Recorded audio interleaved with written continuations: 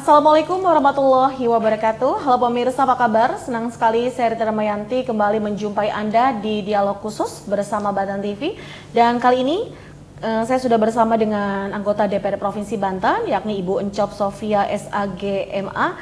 Kita akan membahas terkait dengan wajah Provinsi Banten di usia yang ke-24 tahun. Tepat pada tanggal 4 Oktober 2024 kemarin, pemirsa di Provinsi Banten merayakan hari jadinya yang ke-24 tahun. Tentunya dengan berbagai pencapaian program pembangunan, tidak terlepas dengan banyaknya tantangan maupun juga kendala di dalamnya. Lalu seperti apa wajah Provinsi Banten di usia ke-24 tahun kali ini? Sudahkah masyarakat Banten sejahtera? Langsung saja kita sapa. Assalamualaikum warahmatullahi wabarakatuh. Ibu Encop, apa kabar? Waalaikumsalam warahmatullahi wabarakatuh. Alhamdulillah senang sekali bisa kembali berjumpa di kesempatan kali ini ya.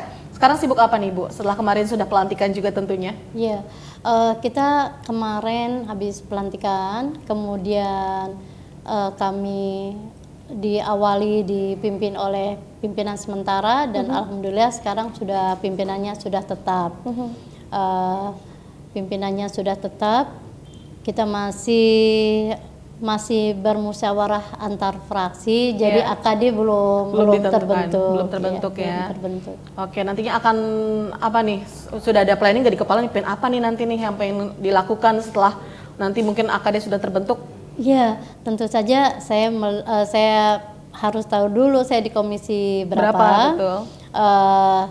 Sebenarnya sih untuk melakukan advokasi tidak dikerengkeng oleh komisi ya, tetapi artinya ada hal-hal yang kalau di komisi atau di alat kelengkapan berarti itu lebih rada mudahan kalau mengoptimalkan dengan mitranya gitu.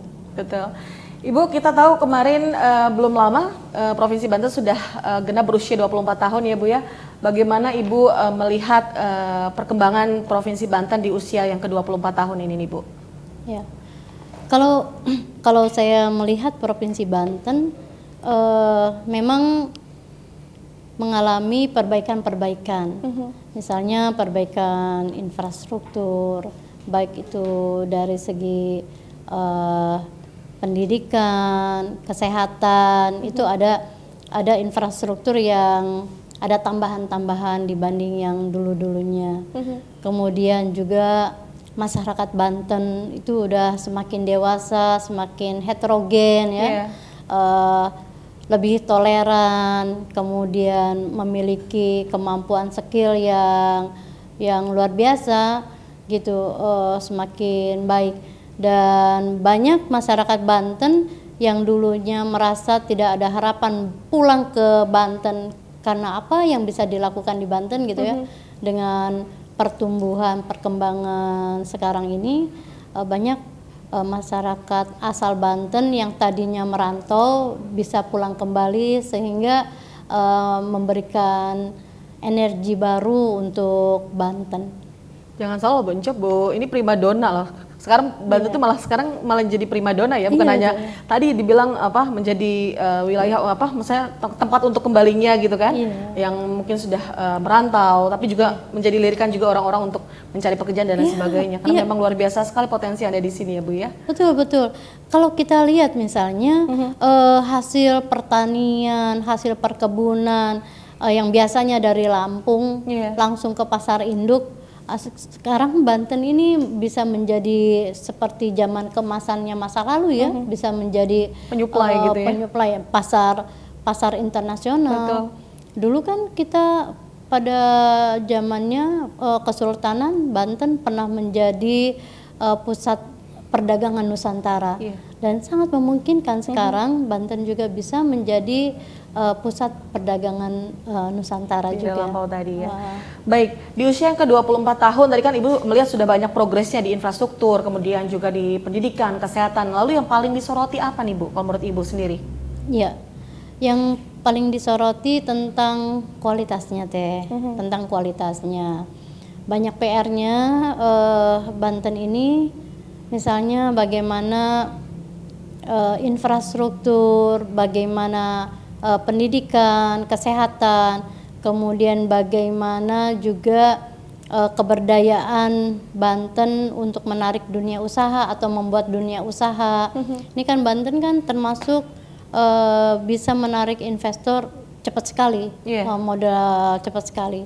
Nah itu harus dioptimalkan bagaimana masyarakat Banten juga ikut serta mengenyam, menikmati kehadiran perusahaan-perusahaan besar multinasional yang ada di Banten, itu juga bisa menikmati. Kalau kemarin-kemarin dianggap ini karena kualitas masyarakat Bantennya kurang memadai. Disitulah harus hadir pemerintah Banten untuk memberikan keterampilan, untuk memberikan afirmasi ya pendidikan, sehingga kualitas masyarakat Banten ini sudah cukup go internasional. Jadi dia bisa kerja di perusahaan-perusahaan internasional yang ada di Banten, atau mungkin juga dia bisa juga membawa Banten ke dalam dan ke luar negeri. Oke. Lalu kita tahu terkait dengan tadi juga Bu Encop sempat menyinggung terkait dengan investasi. Investasi di Banten ini tiap tahun kita tahu semakin meningkat ya Bu ya. Bahkan juga selalu masuk nih Bu di 5 besar nasional nih Bu. Komentar Ibu sendiri seperti apa nih? Iya, komentar saya jadi masih jadi catatan pinggir. Kalau istilahnya ada tuh siapa tuh, aduh lupa namanya. Dia kalau ngomong itu pasti pakai catatan pinggir. Jadi saya pinjem catatan pinggirnya. Catatan pinggir bahwa perusahaan-perusahaan multinasional yang ada di Banten ini masih tidak terbuka pada masyarakat Banten. Karena izinnya itu izin nasional, harapannya di nasional itu ada satu kebijakan bahwa perusahaan-perusahaan yang ada di manapun itu harus ya kasih kuota kayak 30%-nya adalah masyarakat sekitar gitu loh. Kemudian alih teknologi kan mereka kan kalau perusahaan asing itu kan ada kewajiban alih teknologi. Nah alih teknologinya ini benar-benar dipantengi gitu. Karena ini kan izinnya nasional, jadi yang mantengi ini juga DPR RI ya. DPR RI ini jangan tercerabut dari wilayahnya, dari dapilnya ya. Kasihan kami ini tidak kuat gitu, tidak cukup kuat untuk melakukan pembelaan pada masyarakat ketika itu harus dibela dan itu izinnya itu izin nasional gitu. Kita tidak cukup kuat karena kalau sudah dapat izin dari nasional segala macam kita tambahin. Ada yang berani, ada yang enggak loh. Misalnya provinsinya ngatur gitu loh. Misalnya, sebelum diizinkan di tempat sini, tapi ininya syaratnya harus begini. Banyak yang ini kan nggak berani juga kadang-kadang kan. Nah itu makanya harus ada sinergitas ya antara pemerintah daerah dan pemerintah pusat untuk menangani perusahaan-perusahaan yang cukup besar. Dan memang Banten sangat potensial. Mau bisnis apa saja di Banten ini ada. Kita ini sangat kaya raya ya. Kita ini punya lobster yang banyak coba. Kita ini ya perikanannya banyak dan lain sebagainya yang itu bisa juga dibawa ke tingkat nasional. Kemudian alam kita juga sangat bagus untuk pertanian ya. Ketahanan pangan dan lain sebagainya. Itu bisa dimodernisir, dilakukan juga pihak ketiga yang modalnya cukup memadai. Tapi lagi-lagi jangan sampai merugikan petani gitu. Jangan hanya sawahnya ditanami dan kita menjadi lumbung punya lumbung beras nasional, tetapi masyarakat petani-petani di sekitarnya ininya hidupnya tidak berubah-ubah. Jadi harus ada multi stakeholders yang menangani semua persoalan-persoalan di Banten. Jadi kalau diurai nih yang sangat penting sekali yaitu mengenai pendidikan. Bagaimana kualitas pendidikan, akses pendidikan dulu deh, akses pendidikan masyarakat Banten ini bagaimana nih gitu, supaya semuanya bisa mengenyam pendidikan secara maksimal. lebih-lebih kalau bisa gratis. Kemudian yang kedua akses kesehatan, karena bagaimanapun SDM itu harus terkait dengan kesehatan. Nah, kesehatan yang paling dini adalah kesehatan ibu dan anak. Bagaimana generasi kita tidak terjadi stunting, bagaimana generasi kita tidak terjadi gizi buruk, jadi ada asupan gizi dan lain sebagainya. Kemudian yang ketiga itu adalah lahan pekerjaan. Bagaimana masyarakat kita memiliki akses kerja. Akses kerja ini bisa diciptakan oleh pemerintah, bisa diciptakan oleh masyarakat itu sendiri, didorong oleh pemerintah. Misalnya mendorong UMKM-nya, kemudian meningkatkan skillnya, sehingga keberdayaan secara ekonomi itu juga bisa jalan. Kayak industri rumahan, menguatnya industri rumahan, itu juga bisa menangani persoalan-persoalan kehidupan di rumahnya gitu kan. Nah yang ketiga itu adalah dunia usaha. Mau tidak mau pemerintah harus menarik dunia usaha, dan saya katakan masyarakat Banten ini kualitas sumber daya alamnya sangat memadai. Melimpah, betul. Kemudian keamanannya sangat memadai. Orang Banten ini amanah.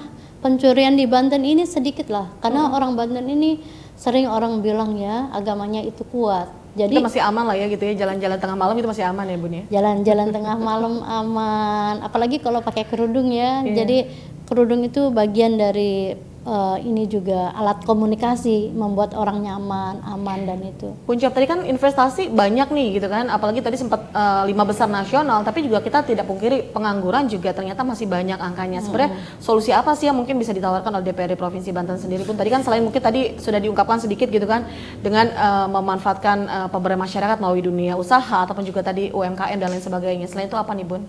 Kalau dari pemerintah itu dipastikan kayak SMK itu link and match dengan perusahaan-perusahaan. Masih kurang. Iya, jangan sampai SMK itu penyumbang tenaga kerja pengangguran terbanyak. Betul. Padahal di SMK itu kan diajarkan skill ya. Nah, makanya sekolah ini harus aktif bagaimana link dan match. Misalnya kemudian perusahaan-perusahaan besar itu harus dibuka magang untuk anak-anak, dan juga magang itu jangan dieksploitir cuma anak-anak itu suruh magang, tapi bagaimana anak-anak yang magang itu juga dilihat, ditingkatkan kualitasnya, dan kalau kualitasnya bagus itu ditarik gitu, ditarik bagian dari alih teknologi, bagian dari pemberdayaan, pemihakan. Jadi jangan melulu pakai standar yang standar baku, tapi harus ada afirmasi. Betul. Tanpa adanya afirmasi, nanti masyarakat Banten nantinya jadi penonton terus teh. Iya betul. Ini yang masih menjadi PR juga ya Bu ya. PR-nya. Dimana tadi ada link and match gitu kan antara perusahaan ataupun juga industri, dan juga tadi magangnya bukan hanya sekedar magang, tapi juga ada memang penambahan skill gitu ya yang diberikan bagi anak-anak yang mungkin melakukan magang tadi. Ibu, Provinsi Banten kita tahu masih menjadi primadona nih bagi para investor. Menurut Ibu apa yang menarik dari Provinsi Banten sendiri Bu? Banyak teh. Provinsi Banten ini kalau kita lihat sumber daya alamnya, kita punya emas loh, kita punya mineral, kita punya biji besi ya, yang itu kekayaan yang luar biasa. Kemudian alam di Banten ini sangat, untuk pertaniannya sangat bagus sekali. Jangankan ditanam pakai pupuk teh, itu ditanam tidak sengaja aja tumbuh. Tumbuh ya, betul. Tidak usah diterangkan ya. Betul. Kemudian perikanannya, kalau kita lihat di Banten ini luas lautannya itu sangat memadai. Luar biasa ya. Sangat memadai. Terus juga jalan lautnya kita itu kan ada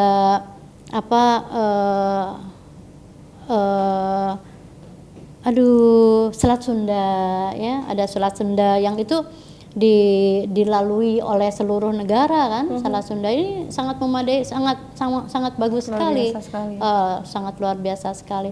Kemudian tempatnya Banten ini strategis ya, strategis dengan Jakarta dekat, dengan tempat-tempat lain juga dekat, ke Australia juga dekat kita ya, ke Malaysia, ke Filipina juga dekat.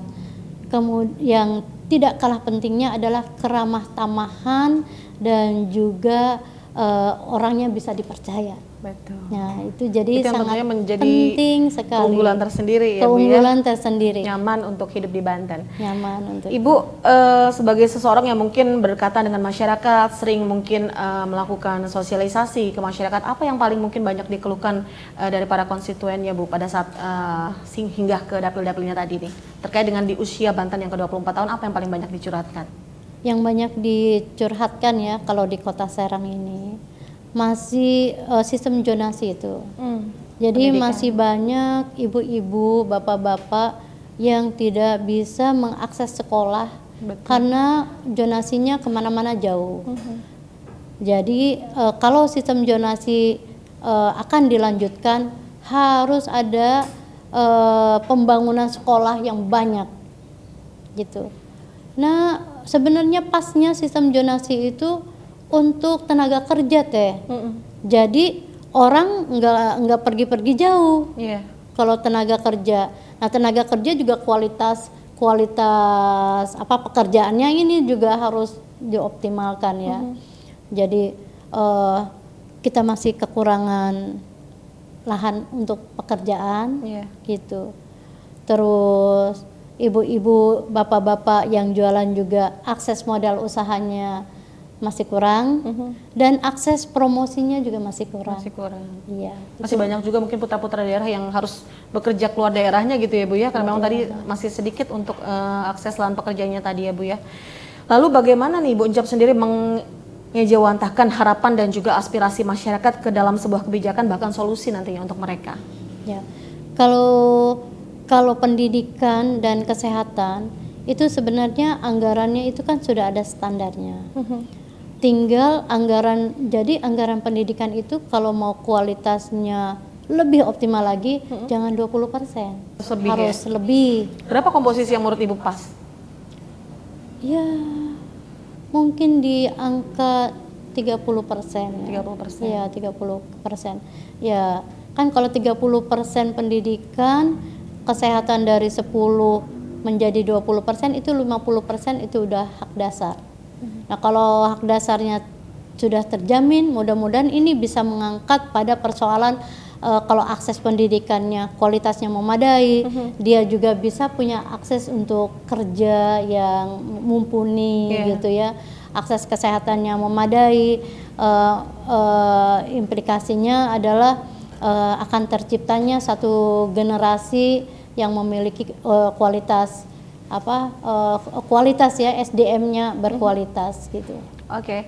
Masih seputar usia Banten 24 tahun. Kita tahu juga Bu, saat ini kondisi perempuan ataupun juga anak-anak sedang tidak baik-baik saja. Berbagai pemberitaan terkait dengan kasus-kasus pelecehan seksual ataupun juga kasus-kasus pembunuhan yang menimpa lagi-lagi perempuan dan juga anak ini masih marak dan semakin marak terjadi saat-saat ini. Bagaimana Ibu menyoroti kasus-kasus tersebut, Bu? Nah, ini kekerasan pada anak dan perempuan memang menjadi PR yang cukup besar ya. Sebenarnya PR di berbagai negara, berbagai provinsi termasuk di Banten. Betul. Nah, belakangan ini kasus-kasus itu mulai bermunculan, orang mulai banyak speak up. Nah, kalau melihat dari sisi positifnya, dengan melihat banyaknya orang mau melapor kasus-kasus kekerasan dan kekerasan terus seksual harassment ya yang terjadi pada perempuan atau anak, ini menunjukkan bahwa adanya peningkatan kesadaran dari masyarakat Banten bahwa itu adalah sesuatu hal yang harus ditanggulangi. Betul. Nah, dengan adanya data yang cukup signifikan setiap sudah semakin naik ya, saya kira memang itu kita ini masih belum punya belum optimal ya. Kita sudah punya tapi itu kayaknya masih dioptimalkan melalui anggaran. Itu apa namanya, tempat konsultasi, kemudian juga ruang aman itu harus ada itu. gitu. Karena ya kasihan misalnya terjadi ya seorang anak dilecehkan oleh kakeknya misalnya gitu ya. Tetapi si anak itu masih tinggal di sana, walaupun si kakek diprotek itu masih ngeri. Betul. Sebaiknya disimpan di rumah aman, sehingga penanganannya ada penanganan psikologis dan lain sebagainya itu juga bisa dilakukan. Jadi harus ada kebijakan anggaran dan program yang dilakukan dalam penanganan kasus-kasus kekerasan pada perempuan dan anak. Oke. Kalau dari sisi peran serta masyarakat seperti apa, Bu? Mungkin bisa untuk ikut membantu dalam penanggulangan atau juga pencegahan terjadinya kekerasan pada anak ataupun juga perempuan tadi. Iya. Kalau saya lihat ya di Banten ini masyarakatnya sudah guyup ya. Misalnya kalau terjadi di keluarga misalnya, biasanya itu rumah amannya itu dilakukan di rumah bibinya atau di mana gitu ya. Yang memang yang belum bisa dilakukan oleh orang Banten itu melakukan intervensi pelaporan, melihat gitu. Padahal melihat aja juga boleh melaporkan. Nah itu sebenarnya yang masih dianggap tabu. Kalau misalkan keluarga besar ikut serta, ikut menangani, di Banten kayaknya sudah menjadi kebiasaan ya. Kalau ada persoalan keluarga kemudian tidak melibatkan negara, bahkan diselesaikan dengan musyawarah sendirinya dan lain sebagainya. Yang kadang-kadang hasilnya banyak merugikan korban ya, perempuan. Tapi sebenarnya mereka berupaya gitu loh, berupaya bagaimana menyelesaikan dengan cara sendiri. Ada positifnya ya, ada negatifnya. Kalau si masyarakatnya ini menganggap bahwa yang salah selalu perempuan, maka kebijakannya itu akan memberatkan si korban. Tapi kalau masyarakatnya sudah memahami bahwa persoalan ini persoalan kemanusiaan, tidak memilih laki-laki selalu benar, perempuan selalu salah. Nah itu sudah membantu sekali ya masyarakat melakukan penanganan. Sedangkan kalau masyarakat yang lain yang belum tidak masuk dalam keluarganya, kayaknya masih belum mau ya melaporkan, nanti dibilang kepo amat sih ngurusin urusan orang, kira-kira gitu ya. Itu masih menjadi tantangan juga. Menjadi tantangan yang baik. Kembali lagi terkait dengan wajah Provinsi Banten 24 tahun, Ibu, kemiskinan ekstrim masih ditemukan. Berbagai pemberitaan juga kemarin memberitakan ada sepasang lansia yang tinggal di hutan gitu kan, dengan rumah yang sudah tidak layak huni dan lain sebagainya. Ini masih ada gitu kan, ditemukan di Provinsi Banten. Menurut Ibu, sudahkah kehidupan di Banten ini layak? Ya, saya kira memang yang kehidupan yang Teteh lukiskan. Masyarakat miskin di Banten ini masih banyak. Yang ekstrim, kemiskinan yang ekstrim, jangankan jauh-jauh, di Kota Serang juga masih ada. Masih ditemukan ya, Bu ya. Makanya itulah bagaimana pemerintah, masyarakat sekitar melakukan partisipasi gitu ya, memberdayakan bagaimana mereka lebih berdaya, bagaimana dan ininya lain sebagainya. Kemudian dunia usaha, CSR. Nih CSR dunia usaha ini harus benar-benar menangani persoalan-persoalan kemasyarakatan. Jangan sampai anggarannya CSR tapi sebenarnya promosi gitu loh Teh. Jadi itu juga yang harus dilakukan. Nah, mudah-mudahan setelah usia Banten 24 tahun ini ya mudah-mudahan semua lini semakin dewasa, pemerintahnya, kami di DPRD-nya, kemudian partisipasi masyarakatnya, memberikan PR kepada kami sehingga kami kerjanya lebih keras gitu ya. Kemudian mereka baik meminta kebijakan ataupun melakukan partisipasi sendiri. Tak lupa juga dunia usaha, lagi-lagi tanpa keikutsertaan dunia usaha untuk kepentingan daerah itu menjadi tidak adil karena dunia usahanya hidupnya di sini, tapi CSR ini kan masih diatur di pusat. Kalaupun ada dengan pemerintah daerah Nah, harus dibuka ruang dunia usaha ini, jangan pemerintah daerah melulu, karena penanganannya tidak melulu teknokratis ya, kadang-kadang juga langsung penanganan politis juga. Jadi bisa langsung ke masyarakat-masyarakat yang membutuhkan organisasi-organisasi kemasyarakatan. Jadi lebih banyak lagi program-program yang mungkin menyentuh masyarakat juga dari program tadi ya, CSR tadi ya Bu ya. Baik, menjadi anggota legislatif sebagai wakil rakyat, bagaimana Ibu nantinya menentukan peraturan daerah yang betul-betul sebagai suara dari rakyat Bu? Jadi kalau kita ngomongin tahapan membuat peraturan daerah teh, ini kan di badan legislasi ya, tentunya yang memproyeksikan kira-kira berapa peraturan daerah yang mau kita terbitkan, karena kan harus terukur terkait dengan anggaran. Nah itu seluruh komisi itu membuka ruang konsultasi publik. Nah apa yang bisa dilakukan oleh masyarakat? Masyarakat itu justru legislasi itu adalah kalau masyarakat perlu ada satu aturan, jangan segan, jangan takut melakukan hearing, karena DPRD itu rumah rakyat teh. Iya betul. Kami itu memiliki keterbatasan mata, keterbatasan telinga, keterbatasan juga pengetahuan. Terus akademisi itu juga mendampingi, menyuarakan bagaimana bahasa masyarakat itu lebih akademik gitu ya. Nah nanti itu bisa diusulkan ke komisi-komisi terkait gitu loh. Bisa kami yang mengundang masyarakat, bisa masyarakat yang datang menyampaikan. Datang langsung gitu ya? Datang langsung menyampaikan apa kebutuhan-kebutuhannya. Justru itu perda itu kuatnya itu harus di kebijakan lokalnya, kebutuhan lokalnya, pengentasan urusan lokalnya. Kalau orang bilang ini kalau perda nggak boleh ngatur secara teknis ya, perda itu rada teknis sedikit, memang tidak teknis banget karena nanti teknis bangetnya diatur oleh peraturan gubernur, oleh peraturan wali kota, peraturan bupati. Tapi perda itu agak implementatif dibanding undang-undang gitu loh. Karena kalau perda tidak ada muatan lokalnya teh, itu apalagi kalau cuma undang-undang dong ya, ngapain kita buang-buang uang? Karena di undang-undang sudah diatur, gitu. Ngapain? Apalagi kalau di undang-undang itu kan sanksinya lebih berat. Kalau di perda itu sanksinya itu lebih ringan, gitu ya. Maksudnya mengedepankan sisi humanis gitu ya Bu ya. Mengedepankan.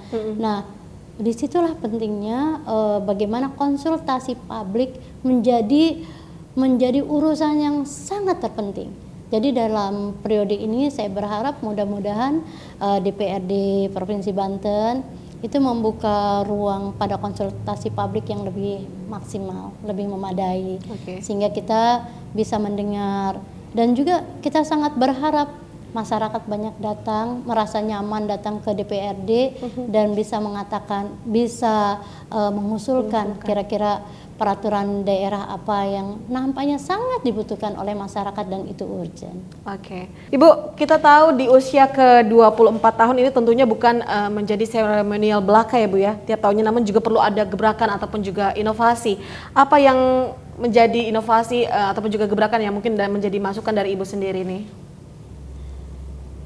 Apa ya gebrakannya?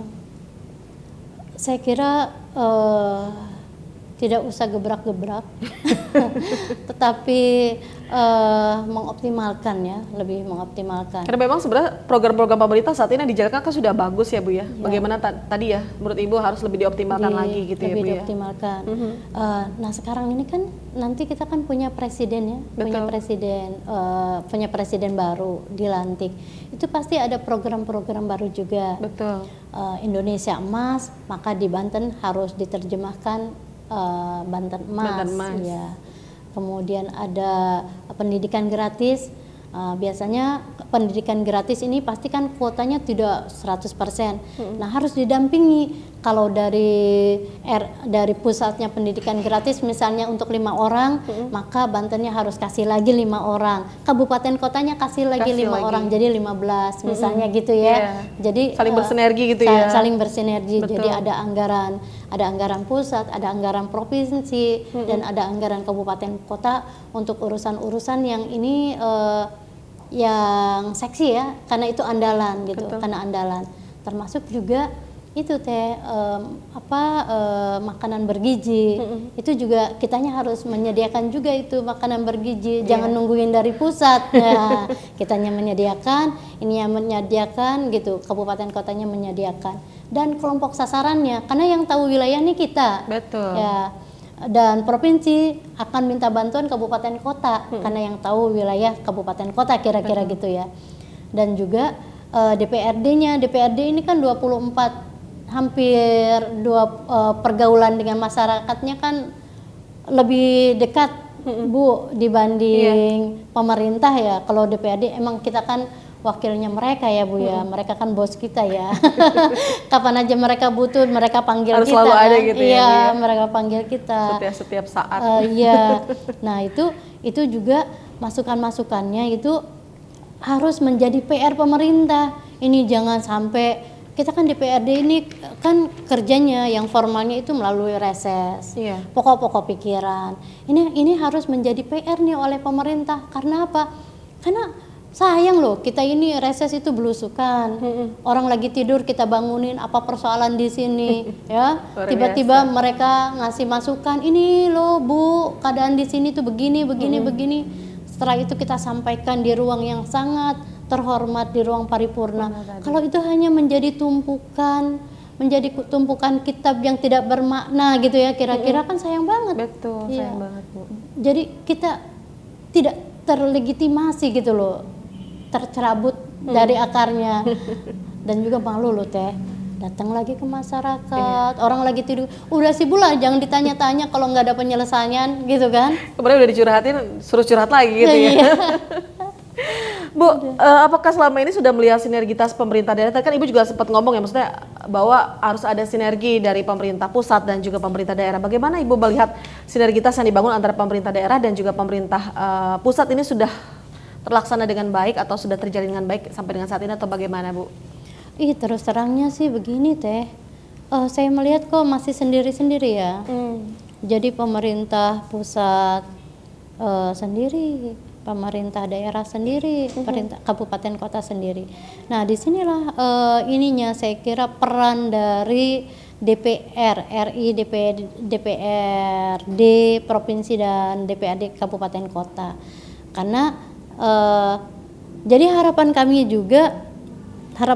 juga nih pemerintah daerah juga begitu bersinergi. Di sananya memang harus diakui kita ini meminta belas kasihan dari, maksudnya meminta kepedulian yang lebih luas dari yang tingkat tinggi. Karena kan kita tidak mampu memaksa, nggak berani. Saya kira pemerintah daerah juga nggak berani juga kali ke pemerintah pusat kan. Makanya pemerintah pusat lah yang harus benar-benar membuka diri untuk melakukan sinergitas dengan pemerintahnya dan melibatkan anggota DPRD-nya. Membuang ego sentral masing-masing ya Bu Ya, ya, betul. lebih menjalin sinergi dengan baik lagi Untuk melayani masyarakat secara optimal. Optimal tadi, luar biasa sekali. Gak kerasa sudah 35 menit lagi kita berbincang dengan Bu Encop ya. Sebelum kita berpamitan, maksudnya silakan untuk closing sedikit aja untuk pemirsa di rumah apa yang disampaikan di hari ulang tahun Provinsi Banten yang ke-24 tahun. Silakan Bu Encop.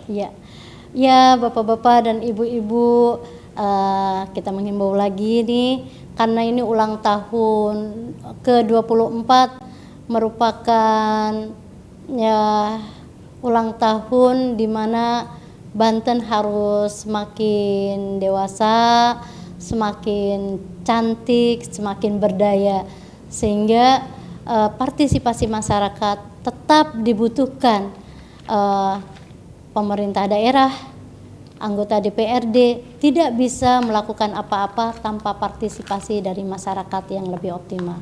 Dan jangan lupa dunia usaha juga ikut berpartisipasi, karena saya yakin bahwa keseluruhannya baik pemerintah, DPRD tentunya, karena kami adalah wakil rakyat, dan masyarakat serta dunia usaha memimpikan Banten lebih baik lagi. Oke, amin ya rabbal alamin. Terima kasih banyak nih Bu Unco, mudah-mudahan terus semangat dalam aktivitasnya ya, dan juga bisa terus menyerap aspirasi masyarakat juga lebih baik lagi. Dan pemirsa, tidak terasa sudah 35 menit kebersamaan kita di episode dialog khusus kali ini. Saya Rita Damayanti dan juga seluruh kru yang bertugas untuk pamit dari hadapan Anda. Wassalamualaikum warahmatullahi wabarakatuh.